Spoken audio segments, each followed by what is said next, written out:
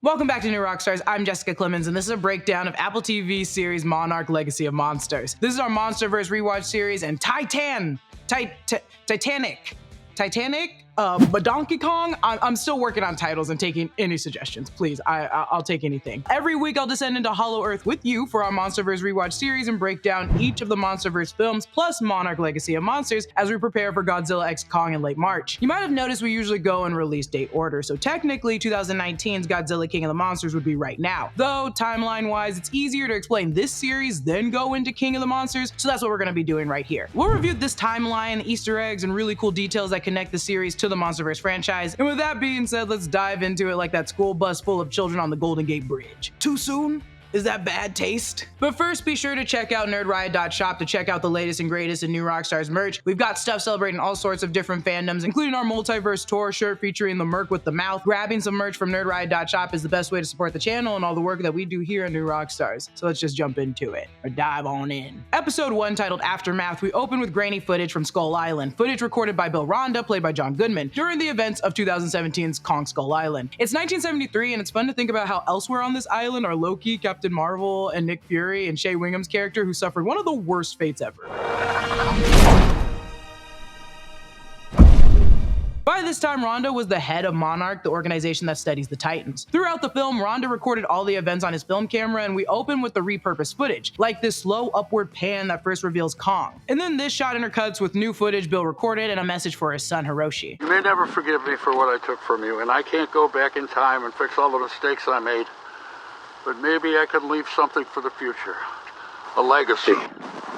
And you realize it was all worth it. In Skull Island, Bill died abruptly, but this would be a moment before that death. Here we see him chased by the bamboo-legged spiders known as Mother Longlegs that we saw on Skull Island. Bill tosses his bag with footage into the ocean, and he gets saved at the last second by the Mantle Claw, a giant crab-like creature. In an interview with Variety, VFX supervisor Sean Conrad said that the Mantle Crab was mostly done with CGI, though they did use some real rocks for textures on the crab's back. We scroll ahead to 2013 when Bill's bag is found. 2013 is the year before Godzilla and the MUTO's fight in the 2014 Godzilla film. The design of the opening credits show the central theme of duality. At its heart, Monarch Legacy of Monsters is a show about two women from the same family in different time periods as they struggle to maintain their family units while also uncovering the truths about the Titans that threaten our world. The comic books do a really good job of filling in the cracks for information we didn't get in the movies, and I get the same sense with Monarch Legacy of Monsters. It's here to give us the timeline justifications and clear up confusion. We get hints of Hiroshi's two families. There's a light shining through pinholes in a piece of paper, which will be used to solve a puzzle later in the series. Calendar showing 1952 and 2015, the two time periods the show takes place in. In 2015, we meet Kate Randa, Bill Randa's granddaughter. She survived the San Francisco event and now meets her father's secret family in Tokyo, son Kentaro, and Kentaro's mother. We flash back to 1959 Kazakhstan, a country that was at the time part of the USSR. We see a young Bill Randa, now played by Anders Holm of Workaholics, and we meet Colonel Leyland Shaw, played by Wyatt Russell, the older version of whom is played by Kurt Russell, which is really the coolest thing about this show. Bill's hat is for the Kansas City Monarchs. This was an all-black team back in the 50s when baseball was segregated. This may be where Bill got the name for the organization. At the old abandoned power plant, we find eggs which Keiko thinks may belong to a new form of MUTO. MUTOs appeared in 2014's Godzilla. The MUTO's eggs from that film were laid in long, curving lines, and they glowed in pulses that seemed to travel from one egg into the next one like a wave, almost like information being passed between the eggs. These eggs are just rounder and more protruding. Back in 2015, Kentaro's mother uses Godzilla's original Japanese name of Gojira, which is a combination of the Japanese word for ape and whale. Serizawa was the only person to refer to Godzilla as such in the movie. We flash back to Godzilla's events in San Francisco in 2014, which the show calls G-Day. We actually saw a line of buses trying to get across the Golden Gate Bridge in that movie. Of course, it would be terrifying to live in a world of Titans, and yes, you would probably have PTSD if you survived a violent encounter with one, which we see in Keiko right now. And then we move on to Kentaro showing Kate their father's Japanese office. I want to quickly shout out this shot for having a Japanese restaurant on one side and an American brewery on the other. It perfectly encapsulates the duality at the heart of Hiroshi. Not only did he have a Japanese mother and American father, but he also had one wife and son in Japan and another wife and daughter in America. It's actually possible that Kentaro's name is actually a reference to the Japanese manga artist Kentaro Miura, who is most well known as the author for Berserk. Remember, Kentaro's grandmother is Keiko Miura, and like the namesake, this Kentaro has a style that leans heavily into comic book-esque drawings, which we see more of later in the episode. We get a flashback 5 days after G-Day when Hiroshi visits Kate at their housing camp. Hiroshi tells Kate there is something he must do and leaves after giving her a bus ticket for her and her mother. Just like the episode started with a father saying goodbye to his child, it ended kind of the same way. She never never sees her father again after this, and is presumed he's dead after going missing following a plane crash. In the second episode, Departure, we learn how Lee first met Keiko and Bill. This year is 1952, and Lee is introduced as a young army lieutenant. Judging by his patch, Lee is a member of the 8th Army, which was stationed in the Philippines at the time. After mistaking Keiko for Dr. Mira's child, because especially in the 50s, women could not escape the expectation that they couldn't work serious jobs, Lee and Keiko head out to the Philippine countryside. Now, the Philippines are of some significance because they've appeared in the MonsterVerse before. In the 2014 Godzilla film, Dr. Serizawa found the skeleton of the Godzilla-like creature in the cave in the Philippines. Later in the show, we learn that the Titans are thrown into our world by underground portals, emitting large amounts of gamma radiation. Given that there was a Godzilla skeleton here and the Titan we see later on, I think there is or was a portal somewhere in the Philippines. In the countryside, they run into a young Bill Rondo. He's been investigating local legends of a dragon who carves a path of fire across the sky. I love how Titans have really spawned myths in the world of the MonsterVerse. In fact, there is a Philippine mythical creature called the Minakawa, which was said to be a giant dragon-like bird that could eat the sun. The Ion Dragon we see at the end of the episode definitely based off that myth, and it's cool to see these real-world stories incorporated into the storytelling here. Their investigation leads them to the wreckage of the USS Lawton. We actually heard about the Lawton in Skull Island when older Bill Ronda delivered a short monologue about how the giant creature attacked the ship, but the army covered it up, and apparently after attacking that ship, the Ion Dragon carried the ship here and just dumped it. The story of the Lawton is reminiscent of the Philadelphia experiment, an alleged event that happened to the USS Eldridge. While almost definitely a conspiracy theory, the Philadelphia experiment was supposedly a test to render the Eldridge invisible. When the experiment began, however, the Eldridge reportedly teleported from its dock in Philadelphia to Norfolk, Virginia, for several minutes before teleporting back. The crew was supposedly either killed or rendered insane, and the army covered up the incident. Given the details of the ship appearing in a far-off location and the dead crew, there are certainly some similarities between the Philadelphia experiment and the Lawton. On board the ship, Bill finds his old locker full of baseball memorabilia, including the hat that we saw him wearing in the first episode. They also discover a bunch of gross dead bodies preserved by and covered in a slimy organic substance before being attacked by the winged titan known as Ion Dragon. This incident is the first clue to Monarch's organization that radiation, which is what Keiko was initially following, is somehow linked to the Titans. And then Kate, Kentaro, and Mei all link up. Driven by the desire to understand Hiroshi, they travel to the resting home, and then this episode ends as they meet an elderly Lee played by Kurt Russell. One interesting note about this episode, at one point Lee spots radiation in the sky, implying it came from the Ion Dragon. Personally, I think it just looks a lot like the Northern Lights, and we actually see the Northern Lights later in the show, and I wonder if in the MonsterVerse, the Northern Lights are really caused by some unknown Titan just flying around. Episode 3, Secrets and Lies, starts with an elderly Lee and the trio escaping the Monarch retirement facility. By the way, if you, like the characters, have done the math on Lee, he should be in his 90s in 2015. Lee explains this later away by just saying he has good genes, and I thought it was just a running gag about how Kurt Russell does not look like he's 90 years old. This is actually explained just later in the show. We get this fantastic transition as a young Lee's face fades into the older face, and you can see the Russell family resemblance here. The year is now 1954. The trio meet with the US Army at Bikini Atoll, and Bikini Atoll is an island where real-life nuclear tests occurred and is still radioactive to this day. And true to real-life history, there is a nuclear bomb there. We actually saw a photo of this bomb in Bill's files on May's computer in the previous episode. And the idea is the bomb might lure them. And sure enough, Godzilla appears. Actually, before we see him, we hear his roar.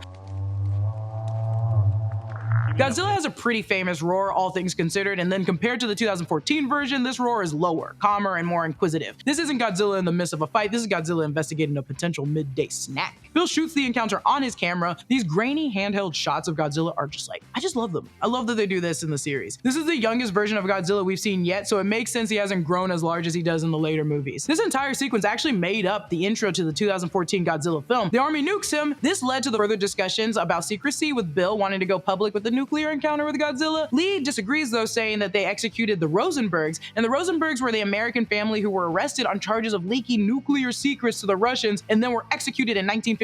This is an especially fitting reference because Godzilla in his original incarnation was a metaphor for Japanese fear of nuclear weapons. However, Keiko tells Lee that a lie and a secret are two different things, a phrase that is repeated more than once throughout this series. In 2015, with the help of an old friend of Lee's, the group flies on this rickety plane to Alaska, and this is one of the two planes we see in the opening title sequence. The other plane from that title sequence also appears in this episode. It belongs to Monarch and ferries around the organization's deputy director, Natalia Verdugo. We want to thank Geology for sponsoring this video, but also to thank them for making sure we look camera ready all day, every day. Geology's products use just a handful of powerful proven ingredients that have been trusted by dermatologists for decades. If you don't know where to start, Geology can create a simple and effective skincare routine just for you. All you gotta do is take a 30-second quiz. Geology can help you fight acne, reduce oiliness, prevent wrinkles, combat dark or puffy under eyes, have smoother, hydrated skin, and target signs of aging. Right now, if you use code NEWROCKSTARS100, Geology will give you 100% off their award-winning skincare trial set. You also get an additional bonus offer of up to 30% off one hair, skin, or body product when you add it to your trial. That's 100% off plus an additional 30% off.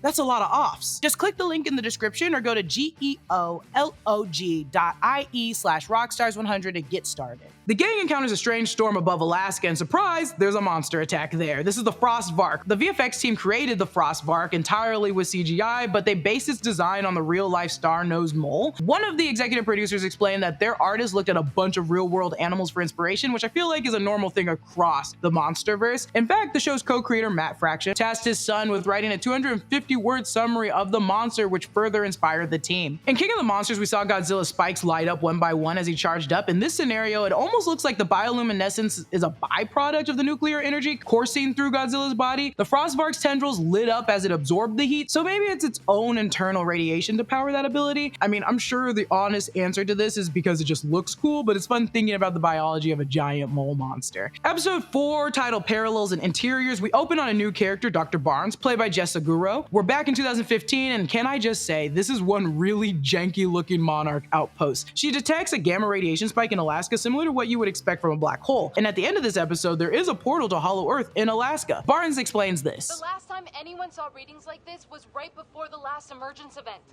From Jajira and Yucca Flats.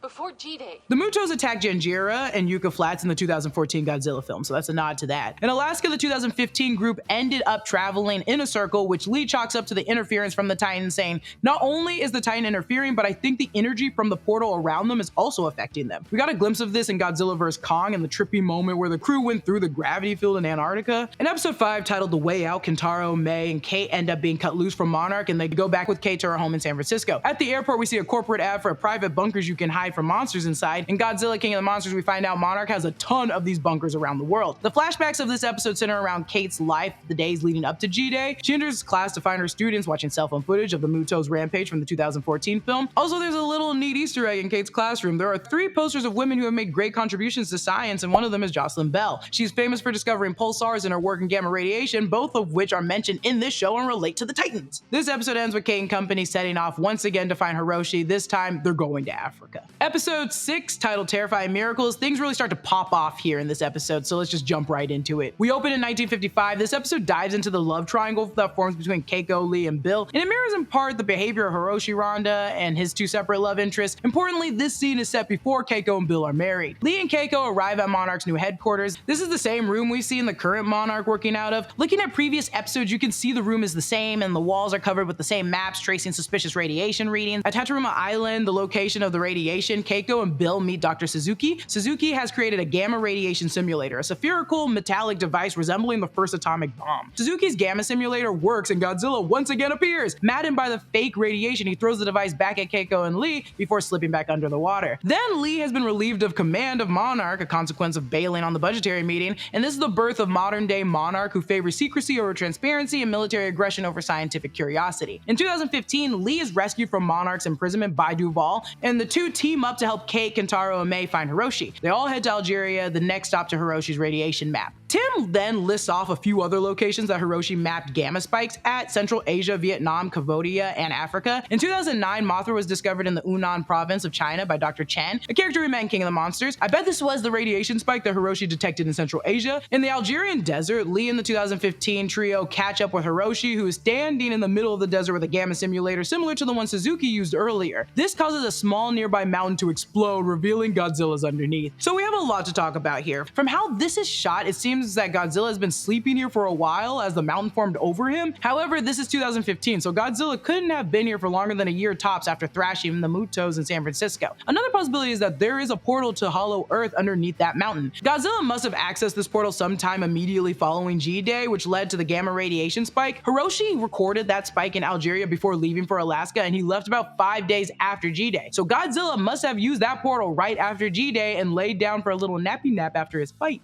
If I had to guess, I'm betting this is supposed to be the same Godzilla and we're just not supposed to think about how a mountain formed around him in the space of a year, because let's be honest, it's all just worth it for this amazing sequence of Godzilla rising out of the earth. As he disturbs the ground around them, Kentaro pushes Mei to the ground to avoid a truck careening towards them. This shot mirrors Lee pushing Keiko to the ground to avoid the thrown gamma simulator and is yet another example of the two timelines mirroring each other. We get this fantastic shot of Godzilla's eyes as he looks at Kate. This is very similar to the shot we got in King of the Monsters right before Serizawa sacrifices himself to save Godzilla. They make eye contact in that film, and I think the same sound effect of Godzilla exhaling is even used at that same moment in each scene right as he opens his eyes.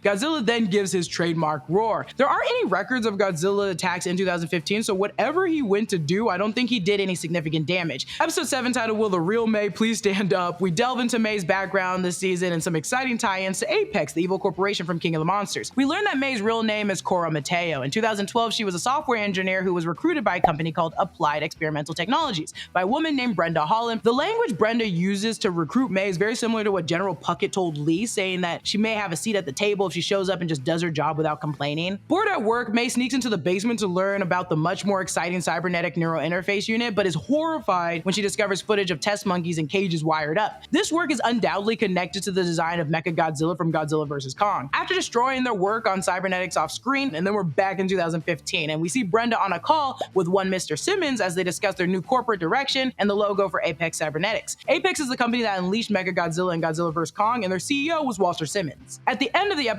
Lee lures the Frostbark to the location of the rift portal, then detonates the portal, sucking the Frostbark into it before it collapses. So these rifts that lead to Hollow Earth are unstable and occasionally leak gamma radiation. It's unclear what causes the spikes. From earlier episodes, it appears that the rifts are always open, so I would think they would constantly be leaking radiation. Over the next few episodes, we also discover that, and spoilers, Keiko, who is still alive in the Hollow World following her disappearance at the end of the first episode, is responsible for some of this radiation. This is hinted at during the episode when Barnes describes the transmission rate of the radiation at the Alaska Rift as really funky. Episode 8 is titled Birthright, and we learn more about Lee's mission in 2015. He's attempting to close off all the rifts between Hollow Earth and our Earth to stop the flow of Titans. However, Verdugo tells us that after the rift in Alaska was closed, even though the gamma radiation levels in that area dropped to 0, they increased in other locations around the world. This implies that the gamma radiation leaking from the rifts is kind of like steam building up pressure. In the flashback to 1955, we learn that Tim's office in 2015 is the same one Bill Rondo was assigned after he punched the army representative overseeing Monarch. At this point in the timeline, Bill is losing a lot of influence within Monarch. However, we know by 1973 he'll be reinstated as the head of Monarch, so something must have happened between the end of the flashbacks in this show and 1973 to earn Bill some sway again. Back in 2015, Lee's next target was the facility in Kazakhstan that Keiko fell into in the first episode. The facility is filled with exoskeletons of endoswarmers, the bug-like titans that dragged Keiko into the rift all those years ago. Shaw's wired the facility with explosives, but Mei falls into the rift before they go off, and as the giant Endopede Titan appears, the Endopede is like the adult version of the endoswarmers, and luckily it's quickly defeated by fallen rubble, but as it falls back into the rift, it causes Kate and Lee to fall after it. At the start of episode 9, titled Axis Mundi, we flash back to 1962. This is after Keiko disappeared into the rift in the first episode. Lee and the 3 other explorers enter a pod hanging above the rift. We saw a photo of this pod and the exploration team back on Mei's computer when the team looked at Bill's files, and I think this is the last time I will be saying that during this breakdown, so treasure that moment.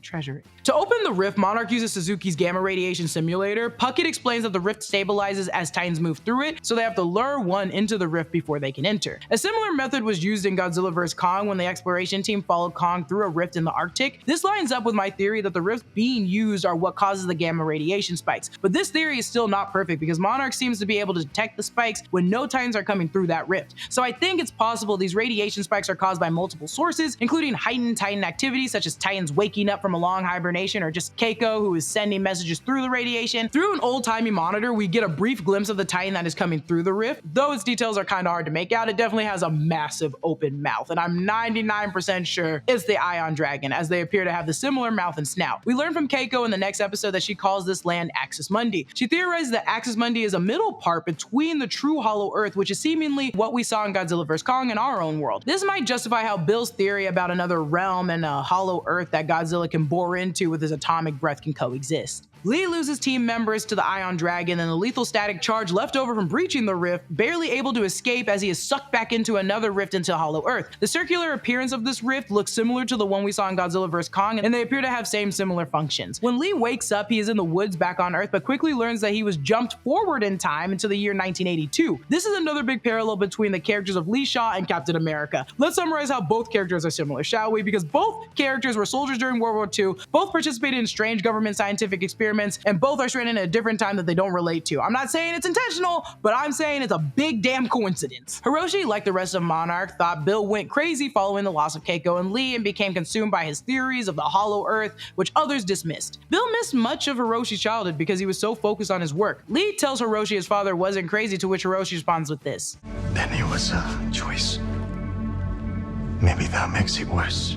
This line is so sad to me because, as we know, Hiroshi will grow up to make the same mistakes Bill made. Like his father, Hiroshi will become obsessed with Titans and pursue them around the world while neglecting both of his families, leading to his children becoming jaded and just disappointed in him. Back in 2015's version of the Axis Mundi, May and Lee find each other and Lee helps her survive the harsh landscapes. The design of the Axis Mundi is very interesting and looks quite different from what we saw in Godzilla vs. Kong. Axis Mundi is much darker than the Hollow Earth and mostly appears to be lit by drifting clouds of colored light that might be radiation. In 2015 Tokyo, we learned that Kentaro survived the explosion in Kazakhstan and now believes that Lee, Kei, and May all died. Much like his father Hiroshi, he is surrounded by the supposed death of his loved ones due to the pursuit of the Titans. Hiroshi and Kentaro reunite in 2015, and Kentaro blames his father for the death of Kei. This scene is actually pretty heartbreaking because he's believing his daughter could be dead before breaking down in absolute grief. The episode ends with Kate waking up alone in Axis Mundi. She is attacked by the bramble boar, which looks like a giant boar covered in antlers and vines. The bramble boar's roar was designed to sound like those of a traditional swine, but were pitched down and made more guttural. The creature attacks Kate, but her grandmother Keiko saves her. Keiko is rocking a big-ass bow and arrow and honestly, looked great on her. Episode 10 is called Beyond Logic, and this is the final episode. Beyond Logic picks up right where we left off, with Kate and Keiko meeting each other in Axis Mundi. Also, take note of all the little fireflies that are buzzing around. While Axis Mundi is home to genuinely gigantic titans, it also has normal Earth things like fireflies. The fireflies are pretty fitting for this land also, as many of the titans have some form of bioluminescence. Back in Tokyo in 2015, Hiroshi explains himself to Kentaro. His ultimate motivation was to prove that his parents, Keiko and Bill, weren't crazy. This mirrors how Kentaro always tried to win his father's approval with his art, but he never felt like he achieved it. Back in Axis Mundi, Kate and Keiko meet with May and Lee. Keiko is devastated to learn that it is 2015 on Earth and that Bill has died, saying only this. Oh, the gravitational distortion. Some warping of space-time.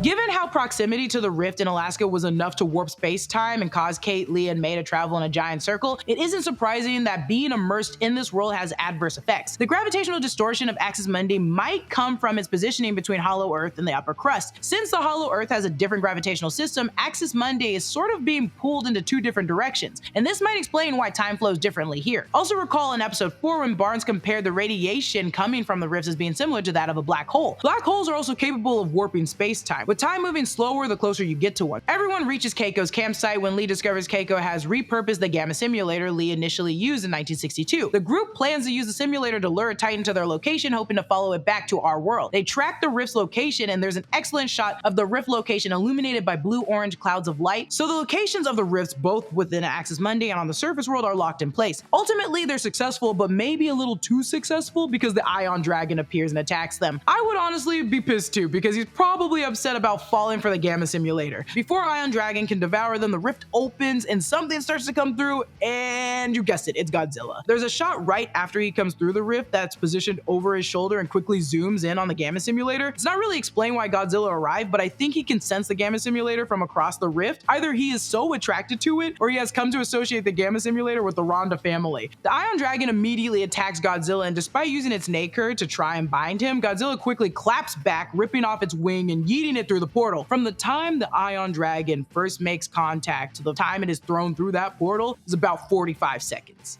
As the portal starts to close, Lee, who stepped outside the pod to fix an issue with the gamma simulator, is unable to re-enter. Keiko tries to pull him inside, but realizing she won't be able to save him, Lee forces her to let go, sacrificing himself so Keiko, Kate, and May can escape. And escape they do. The pod shoots through a tunnel of flashing light, reminiscent of what we saw in Godzilla vs. Kong, and notice in this light tunnel at one point it looks like there are two branching paths, and the pod shoots off to the left. If Axis Mundi is between Hollow Earth and the surface, maybe this other tunnel leads to Hollow Earth. The pod lands back on Earth, right smack dab in the middle of a painted triangle surrounded by lights, and note that the pod skedaddled a few feet before landing still. That means whoever painted that triangle knew where the rift would deposit that pod, but exactly with what force and direction that pod would be moving when it left, so kudos to that person in math. We learn it's been 2 years since they entered Axis Mundi, and in that time, Kentaro and Hiroshi partnered with Brenda and Apex because Monarch was unable or just unwilling to finance their recovery. In the show's last moments, it's revealed that their landing location is at Apex Skull Island Research Station, and a massive Kong pushes his way through to let out a mighty roar. This ending does raise like a few questions. Since Kate was in Axis Mundi for 2 years, that would set the date to 2017 or 2018 at the latest. This is the year before the events of Godzilla King of the Monsters, and following that attack, Skull Island was rendered uninhabitable due to a storm caused by Ghidorah and the unique weather systems of Skull Island colliding. This storm never ended, and by the time of Godzilla vs. Kong in 2021, Kong was living in Monarch Outpost 236. So between 2015 and 2017, Apex created a facility on Skull Island that most likely was constructed to observe Kong. Then between 2017 and 2021, Monarch also created a facility on Skull Island to observe and contain Kong. Given the timeline and the fact that Monarch and Apex are essentially rival organizations, something must have changed the power dynamic between the two that enabled Monarch to regain that foothold in Skull Island. I wouldn't be surprised if this corporate maneuvering is the focus of the show's second season though. And that is it for my revisit, rewatch, and re-breakdown of season 1's Monarch Legacy of Monsters. Godzilla and Skull Island focused on Kong and Godzilla's origin stories, while this show really focused on Monarchs. Next we'll venture into 2019's Godzilla King of the Monsters. That's not an origin story, but an expansion story. Huge major thanks to our writer Chen for writing this entire bad boy. Follow and subscribe to all of our channels in the new Rockstars network for all the deep analysis you little predators can't get enough of. And always remember, a lie and a secret are two different things.